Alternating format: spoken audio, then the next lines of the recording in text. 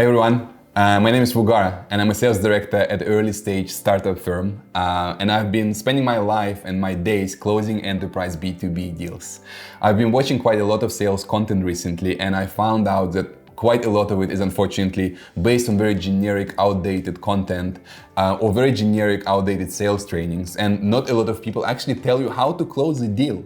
How the hell do you actually close a deal from A to Z, from the moment you reached out to somebody as an outbound hardcore business developer to the point you actually sign it, And if you're an early stage founder or you just join an organization, you have no clue what actually happens in an enterprise large deal, how do you close them and what do you do? These episodes will cover practical advice on how to close deals on the basis of real examples of deals that I closed. I will cover each deal in every episode and maybe focus on one big idea in each of those episodes. So let's get into the first deal I've closed as a young 21 or 22-year-old in December 2020. I think December 2020. Let's get into it. So it's December 2021 and my junior person sends out this email to a C-level stakeholder, and then we get this email as a response saying that he's a person who looks at such tools in the company and he would love to have a call with us to learn a little bit more about our solution. So we jump on the first call, discovery call or qualification call, whatever you call them. It's the initial meeting you have with your customer. You have one junior person on the call and one senior. And there's really 3 to 4 main things I want to understand during that initial call with those outbound people who came in on my call. I want to understand on high level their workflow, right? Where they are currently at and how they currently structure their work. Their current challenges or problems or maybe gaps that they have, which I can fill in with my software, and I'll tell you more about our software and the problems they face a little bit later in this video. But I want to understand what are the challenges and where exactly they fit the problem with. I also want to understand the visibility they have to decision-making process. And I want to make sure they know the person who makes a decision, or at least they know how to get there. I don't want to work with people who doesn't really have any clue how to get me to that decision-making process. And finally, I want to establish some clear next steps before I wrap up the first call. And I'll cover this in the initial, couple episodes, but I want to put those next steps in place. Obviously, I would want to showcase couple to 3 features. A demo. Remember, the difference between outbound and inbound call is that you want to showcase a little bit and visualize the value because people are expecting to see the value on the first call, right? You don't want to just go through interrogation questions, which you can do with inbound. You want to showcase your main functionality and just grasp some value immediately. So we also go through a little bit of a high-level pricing at the end of the call on the initial discovery, but I don't manage to close any immediate action on next steps. Again, it's another thing with outbound is that people are not always going to close on next steps and schedule an immediate calls. They might need to sync in or discuss this with other people. Anyhow, I don't close immediate next steps. And right after the meeting, literally 5 minutes after, I send out these emails through. And what I tell them is that, look, I was very privileged to speak with you. Here is the high-level overview of our functionality. And also, I'm very keen to hear your thoughts in terms of potentially building a proposal out on certain functionality, and I would be really happy to have another call with you. I then follow up on LinkedIn as well. Remember, being early stage, you want to open up multiple communication channels immediately. You really want to be available among as many platforms as you possibly can. And also as early stage startup, you also might have issues with email deliverability. So I come to find out that perhaps my email wasn't even delivered. So I send out this stupid email saying, hey, dude, did my email even got to you? Let me know, can you please confirm? And once I send this email trying to confirm whether this email even went to his inbox, the lead comes back immediately and says, look, I want to inform you that we indeed received your PDF. Our immediate focus right now is to carefully review and evaluate your relevance of your solution to our specific requirements. It also would be beneficial to explore potential impact on pricing if we leave out certain functionality. So he wanted to leave out maybe some of our features to make the price go down. And he wanted to also figure out if we can find an agreement in terms of price points. So I come back with another email saying, look, let me discuss this internally with my management and get back to you. And this is where I make maybe a little bit of a mistake. I ask him, dude, can you tell me what's the price you're potentially looking for? You know, I was quite junior at that point. I don't think this is a question you want to ask your leads. You really want to establish value and price point yourself, as this is a trust, you know? So I'm not sure if you want to ask your leads in terms of what's the price that they're looking for. So I tell him, look, dude, give me a price. And he comes back with this email saying that, you know, we would probably want to do a trial with a small group of people to understand two different things. First, is your solution really something that we will find a use case? And second, it will probably be able to identify the actual value you guys are bringing to us, and hence it will also determine the price. Trials. He requested a trial. So what do you really do with trials as an early stage? You know, I can have a whole episode on this and talk about whether there is a need to do a trial or not. But for early stages, we're not always sure about whether A, the trial is going to go successful, and B, can you really establish that success criteria during trial in order to be able to actually do it successfully? So it's always a question, and at this point we didn't offer any trials. So I come back to the lead and say, hey dude, you know, we don't do trials, but we can definitely consider a paid pilot for maybe 3 to 4 months time. And during this period, you can identify the use case and also can determine whether you're really going towards a 12 months or maybe a 24-month subscription, right? Essentially, pilot is sometimes our middle ground with enterprises. Even for early stages, we love doing pilots. I can also do a whole episode on pilots. But at this point, I mentioned, dude, we don't do trials. We want to do a pilot. And he comes back with this email saying, dude, you know, this is good. Maybe you can provide us a proposal for your pilot. But he just had one quick question, and he asked me, can you please tell me what's the difference between the trial you have on your website and the pilots that we are trying to do for money? And at this point I was like, shit, we have a trial available on our website, which I completely forgot about. So I didn't know what to do, but at this point it was too late to stop him from using it. And I just tell him, and I come back with this email saying, dude, you know, the trials that we have on the website doesn't have AI-based functionalities and certain customizations. So if you wish to try it out, absolutely go ahead, but I can almost guarantee that you are unlikely to find that customized experience with AI-based functionalities that you're really looking for to drive the value to your end users. So we jump on the proposal call where my aim is to walk him through the business case, ROI, and just give him an understanding of how the pilot would really look like. We cover multiple topics like, again, as I said, ROI, a business case. I'm trying to build certain estimates in terms of what exactly values that we're going to bring to the team, quantify it out. And then after the meeting, I follow up with this email saying that, look, dude, here's our proposal. Here's our pricing for this proposal, for this cost, for 15 users for 3 months. And here's what we are trying to really determine during the pilot, which is identify the features that really going to drive you value if you're still unsure about certain use cases.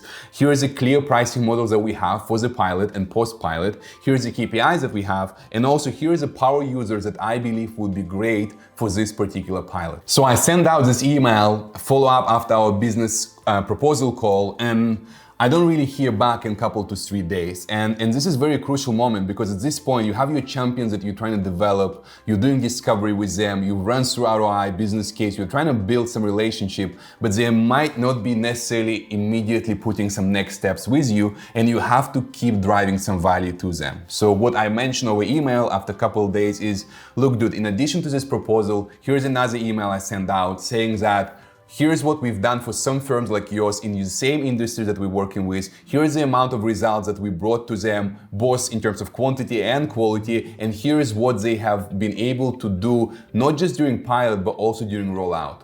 I think at this stage, one small mistake I've done is I haven't really asked for their own template or their own, I guess, frameworks that they use for internal meetings to justify certain business cases for pilots. And Nate Nasrallah, shout out to the guy, the links will be below, have a lot of content on this in terms of using your leads' internal material in order to essentially justify a business case or create an ROI. And he comes back with an email saying like, look, dude, we have some key deliverables this week. I'm unsure if we will be able to come back to you right now. Give me another week and then maybe we can speak. So he says he'll come back in a couple of days, maybe a couple of weeks. And again, as I said, with outbound, sometimes it's not super business critical and you will have a lot of different priorities on Champions table. But eventually he comes back and says, we can schedule another meeting. And before that next meeting, what I come back with is this email. And what I say in this email is essentially, I'm trying to run faster and maybe handle certain objections which I expect them to come up with on the call. I tell them that our solution doesn't work with any of your private data, we don't collect it, and that our solution is quite secure in terms of working with enterprises. I don't want to go into too many details, but the main idea here with this email is I want to really fast forward some of the objections that I kind of feel like would come in just because I don't feel the best positioning right now. So the lead comes back with another email and he says, look, I want to really express my gratitude for giving us so much detail. We found out that we really have this new use case which is related to rebranding, and we want to explore it in further detail. We are currently undergoing through a rebranding process, as you know, and as part of that, we want to migrate a lot of our current assets into a new brand assets. And to provide some context, we estimate, around 200 decks that we need to rebrand, and we're really thinking about maybe using DeckRobot for the next 2 to 3 months' time. And we want to really understand if your solution can do A, B, C, D, E, F, G that you're seeing on your email. And this is probably the click of that deal. Longer emails, a lot of information from your lead, which indicates probably a lot of interest in that they're currently really looking into a solution because now you're getting that active communication from the lead. This is a very, very much good sign that this is going to get towards a positive outcome eventually.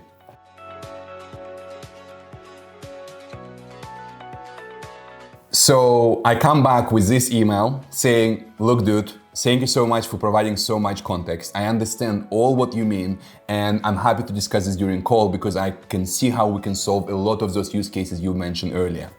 And I then think about it overnight, and I'm maybe 24 hours before my next meeting with them, and I'm hesitating in terms of what can I do and how can I drive more value. So I come back with this PDF I create on the go, which is quite drafty, to be honest. It's not the best quality, but what I'm trying to do is look at the use cases that this guy sent me and where he's looking for solution, and also trying to build out essentially a problem to solution framework where here's the problem you've mentioned in an email and here's how our solution solves it for you. So it's essentially a PDF that describes the values that we add for each problem that they have. And I send out this particular email with this PDF right here just before the call, just so I can contextualize and position myself correctly before I meet them and just get my positioning strong. I feel like at this point my champions are super supportive. We started having very real discussion and I'm very close to my approvals. So we meet again and we discuss our product this time in very much more details.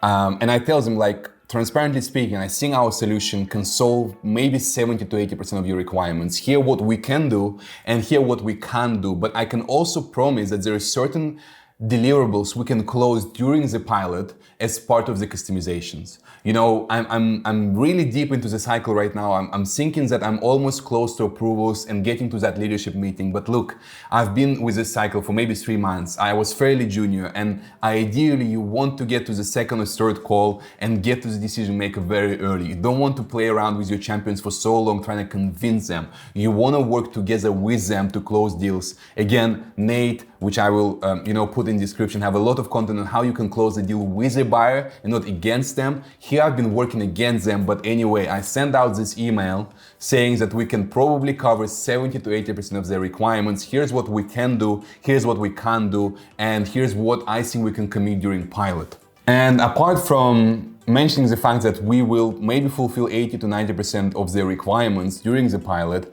I also want to indicate and address the alternatives that they currently have. And you always want to address those alternatives, which is outsourcing agency and marketing team who is going to constantly rebrand the slides. And eventually, I mentioned that it might be a never-ending job to constantly rebrand your slides and overpay for those marketing agencies where you can just buy a license of the software and use it when you can. So as I said at the end of my email, I say, look, probably the most optimal solution would be to consider a 6-month pilot for this many users. So I send out this email saying that probably the most optimal solution would be the 6-month pilot. But as I said earlier, probably the biggest mistake across this whole conversations that you've just had experience to listen to was the fact that I didn't really sell with my champions. I was trying to convince them, maybe where they were already convinced a couple meetings ago, maybe a couple months ago, which is even worse. And eventually they come back saying, Look, I appreciate your follow-up and candor thoughts. I think we need to just confirm some details with a couple of our marketing teams, but we will reach out soon. And then the magic happens.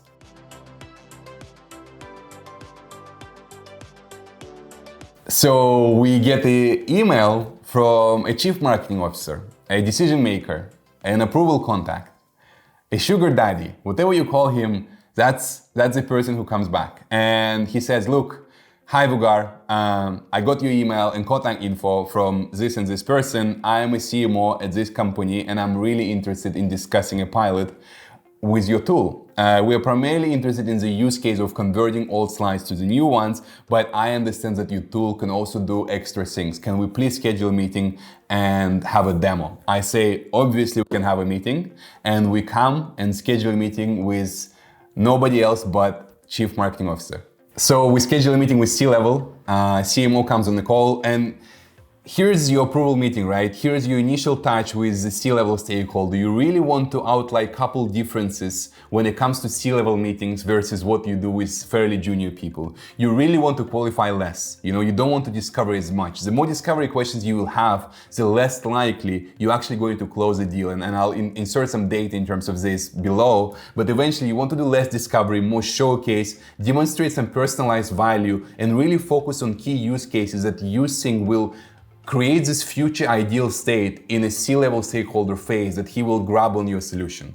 So we come up with a good successful demo. Stakeholder asks a lot of very interesting questions and also tells that it's pretty urgent for them to solve this and they want to do it in the next 30 days. And that's when I click and I understand I have a real deal, a real plate, a junior guy myself on a call with C-level trying to freaking close the deal.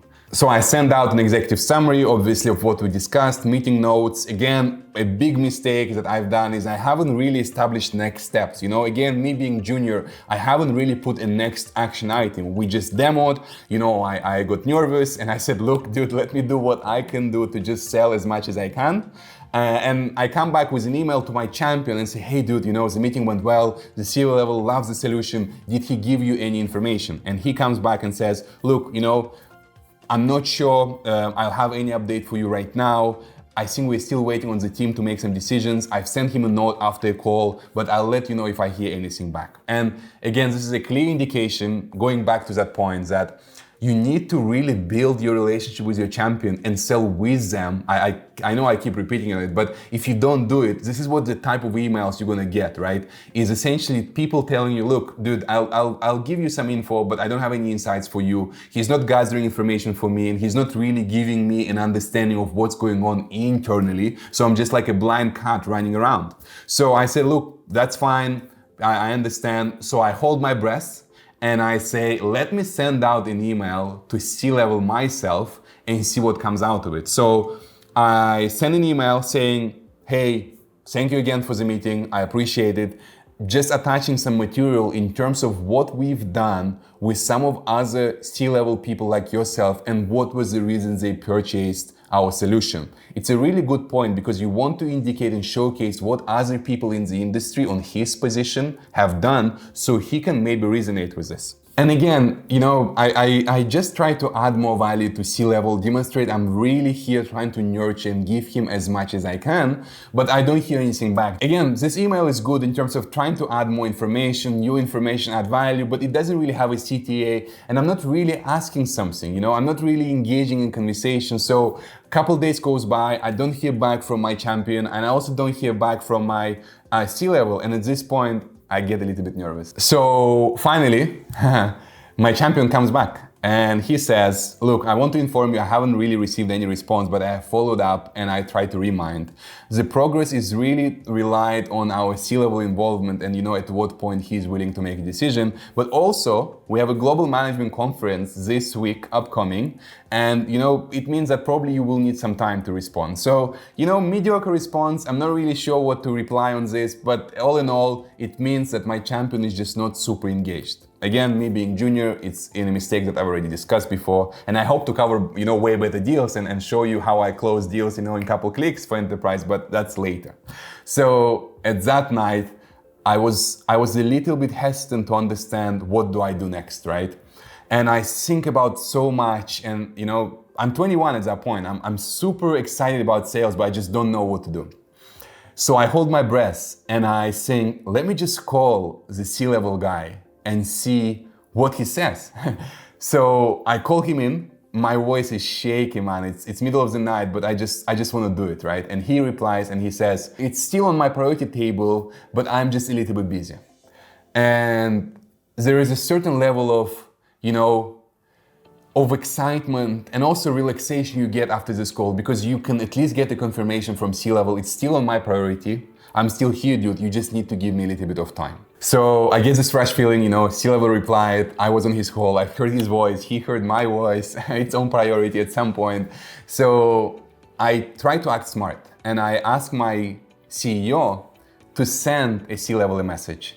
And he goes in and sends him an email. And remember, when you're early stage or you're a first sales in a startup, don't be afraid to ask your C-level to send an email. You are all trying to do one job and close as many enterprise deals as you possibly can. So my CEO sends an email and saying, look, hopefully you enjoyed the conference. Would it make sense maybe to track progress over email or perhaps schedule a next call? And the C-level comes back and says, although I'm on holidays, I'll be happy to speak with you this week. And this is probably the biggest sign that you can get. I'm making it up, but it's a pretty good sign that the C-level is really looking at you closely. So he wants to speak and he agrees to schedule a call. So I bring my C-level on a call with their C-level, and I want to make sure that it's also a priority for us. We discuss the initial point, we cover costs one more time during that meeting, and we also build a little bit more relationship. We do a little bit of a small talk, but now my CEO and their CMO connected over call. We discuss some items and we try to schedule the next steps, which were for their chief operating officer to send an email to me. You can go through some of the use cases and understand how exactly your solution solves the problems that we have. Remember, this is two sides. You're rather extending decision makers and stakeholders committees to make a better informed and a bigger decision, but sometimes it could be a bad sign showcasing that your C-level doesn't trust and he wants to extend that buying committee and decision committee to more stakeholders. I didn't know exactly what was in this case, but what I knew is that there is a big amount of people, around 10 people from their company, who also wants to see our solution and then make a decision. So we schedule a call. There is 12 people on their side. A project manager, a knowledge management, designers, a lot of different people who wish to know about our solution. So we cover the main use cases, we go through the demo, it goes great. I answer a lot of these really specific questions about how our solution solves the problem of rebranding that they have. And eventually, call goes great. But they tell me one last thing before end of the call, is that they need to somehow validate this whole thing of, yes, you can do rebranding, but we have these heavy packs of 200, 300 slides, and we're not really sure, is your solution really going to solve it? Give us a trial or give us some type of an experience which we will be able to make a call on. So I say, that's fine. We can do something, and that something is a customized demo. Send me your slides and I will run my software and rebrand your slides on the real examples. But I asked them one, probably the most important question I could have asked in this deal, being 21 years old, is if we do a custom demo, will you be able to make a decision after that? And what I'm doing is I'm exchanging that one action to another action, and I finally get a response which says, yes, dude, if you do a custom demo, we'll be able to make a clear decision.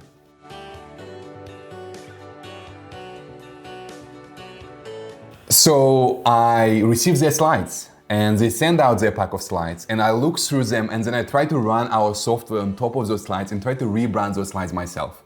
I figure out we can probably cover 60 to 70% of their requirements, and at this point, I don't know why, I just thought I don't need to perfect it. I don't need to ask my IT to custom it. I just want to showcase this raw and as realistic as it possibly can. Call me stupid, call me too honest, but in enterprise world, I never found out that dishonesty ever led me to actually closing deals. Maybe in SMB or short-term deals you might, but here I want to showcase a realistic picture. So I said, let me do a custom demo, and even if it covers 60 to 70% of their requirements and it doesn't do the job perfectly on their slides and it doesn't rebrand like magic, let it be. But before setting up that custom demo and before we jump on the call, I do another very critical point.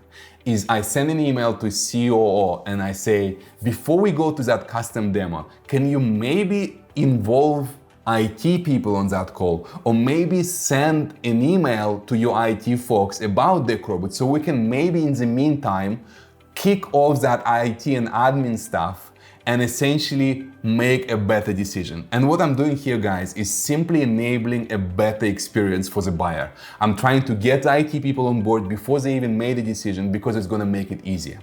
So we jump on a custom demo, and in this custom demo, there is a lot of people here. There's IT people, which now CEO agreed to involve, which is great. There is project managers, there is designers, and I'm showcasing our solution on real slides. And what I figure out is that indeed, only 60 to 70% were perfect and it was done pretty much how I wanted. And there was a remaining 20% which were questionable. And I tell my stakeholders, a whole group, and I say, guys, look, and I'm not trying to over dramatically create this picture, I'm just simply trying to communicate what happened.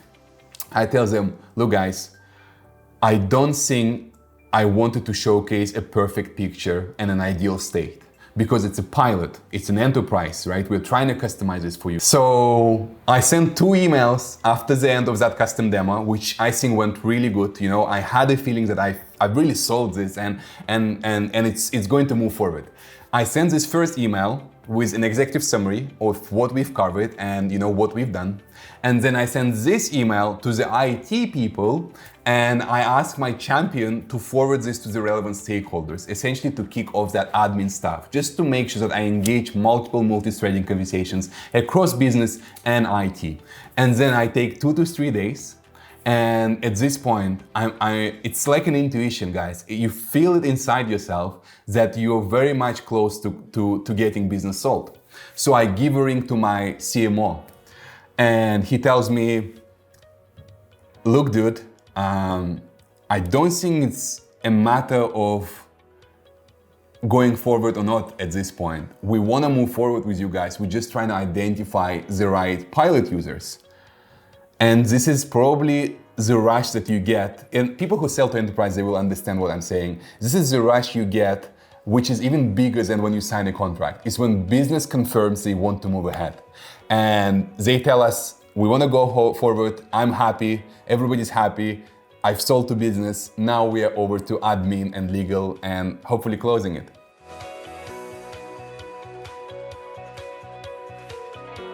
So the review kicks in and we start going through IT and legal, but CMO sends out this email and he says, look, dude, can I talk to some of your customers? And because we work in an enterprise segment and people who work there, especially when you're early stage, you understand what I'm talking about. It's a pain to get a reference customer on a call with somebody. There's so much bureaucracy with enterprise sharing their data to other enterprises, blah, blah, blah. So I just tell him, dude, I'm really sorry. There is A, B, C, D reasons why it's not possible, and I just hope for the best. And you can call me a liar, but this time it worked out. We just kind of blew this reference call away, and I was just so happy that I can just move forward. And we go through IT. And here's the trick with IT. Again, a reminder, here's the email I've sent to them. You want to send them a pre-read and give them an understanding of what your solution is before you get on a call with them to review your software. And you really want to treat them like people. I've seen a lot, especially in enterprise, where you treat your business like gods, right? But then your IT people like peasants. Your IT people are also people. You really want to establish human connections with them because they're gatekeepers and they will help you move your deals forward. So we jump on a call with IT people and essentially we go through multiple different questions and understand what our product is and what our solution is. And essentially we come to a point where the CIO is also happy with our software, we send them the docs, as I said, we go through the call, and eventually we come to a point where the CIO gives us an approval on IT. I can also cover a huge episode on how you go through IT, but I really wanted to focus on the business approval during this call. All you have to know, again, as a summary, 3 points.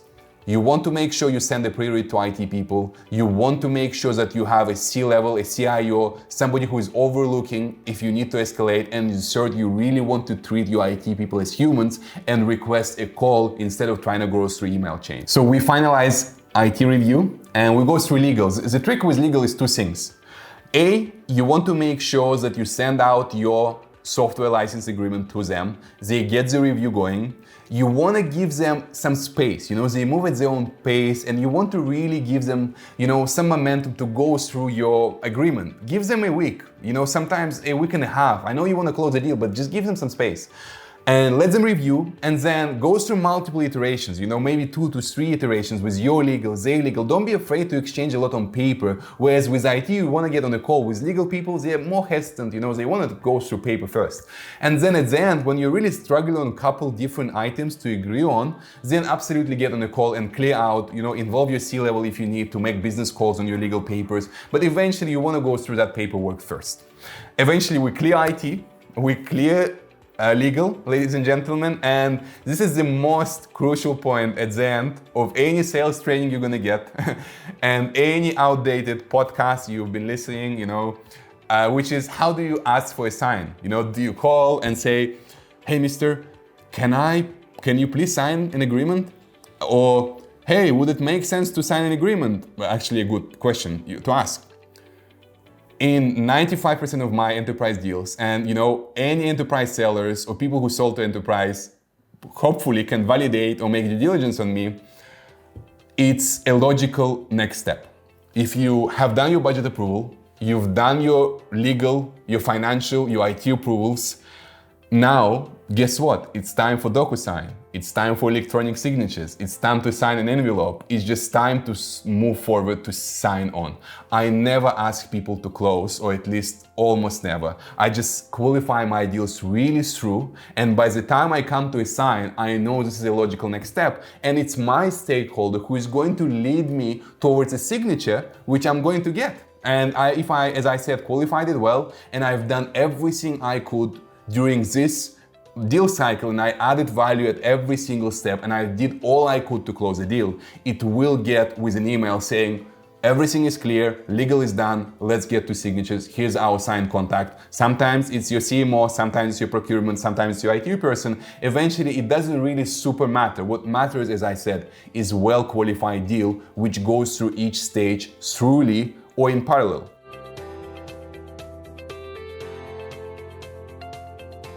I hope it wasn't too long, guys. I'll be keen maybe to make it shorter and more valuable, but my job is just to drive value for enterprise sellers, for people who do early stage startups, for people who just signed their first deal, or for the people who just became their first salesperson in an early stage without customers, and you're really figuring out how to close a deal, right?